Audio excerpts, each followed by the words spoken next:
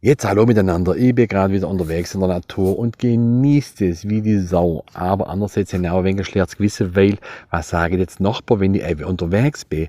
Jetzt haben das Fahrrad mitgenommen, damit zumindest das Auto vor dem Haus steht, damit man meint, ich wäre daheim. Aber jetzt fehlen halt dann die Geräusche daheim, die Arbeitsgeräusche. So clever wie ich jetzt bin, habe ich die letzten Monate die ganzen Arbeitsgeräusche aufgenommen, die so in meiner Nachbarschaft auffallen. So Rasenmäher, so ein Freischneider, Motorsense, Betonmischer, so ein Hammer, so ein Presslufthammer, Bohrmasche, Stichsäge, Flex, alles Mögliche, alles Mögliche. Jetzt haben die ganz geschickt ums Haus drumherum lauter so kleine Boxen drapiert.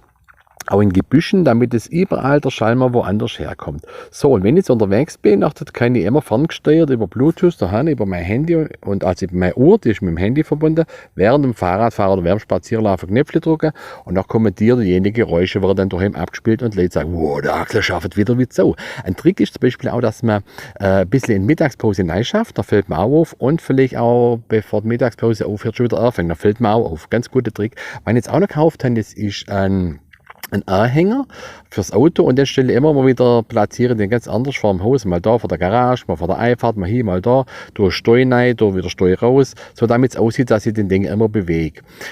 Ist halt ein wenig unangenehm, wenn der mein Nachbar auffällt, dass du überhaupt gar keine Anhängerkupplung im Auto hast. Ich habe ja gesagt, ich nehme das Auto von meinem Vater, noch hat man es gerade noch so geglaubt.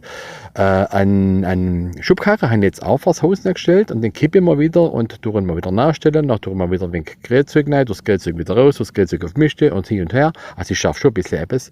Durch einen Spaten habe ich immer an der Hauswand standen, einen Spaten und eine Mischgabel oder halt eine Schorgabel, würde ich sagen. Immer so, man muss also taktisch genau aufpassen. Man darf es aber auch nicht übertreiben mit Scheiße, weil ich habe versehentlich mal ein Mähdreschergeräusch im März laufen lassen. Und wenn das fällt ja schon mal auf, dass mein Garten ein wenig zu klein ist für einen Mähdrescher und im März sowieso. Und das ist euch Nachbar aufgefallen, da komme ich aber gerade so drum rumschwätzen und sage, ja, mein Rasenmäher war hey.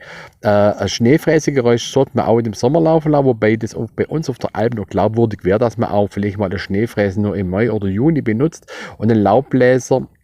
Ja, den kannst du eigentlich das ganze Jahr benutzen, das passt eben. Der Betonmischer muss man auch aufpassen, wenn man einen Betonmischer laufen lässt und mauert gar nichts drumherum ums Haus, dann könnte man vielleicht auch mal in die Gefahr kommen, dass der Nachbar vermutet, dass man irgendwelche Leiche im Keller einbetoniert. Aufpassen, da steht Polizei vor dem Haus und da fällt der ganze Schwindel auf.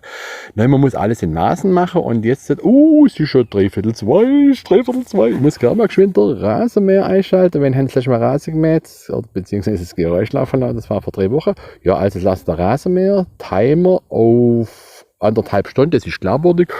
Und so mache ich mal ein Nickerchen und ja, bis zum nächsten Mal. Macht's gut. Tschüss, Leute. Nickerchen ist einfach geil. Im Wald.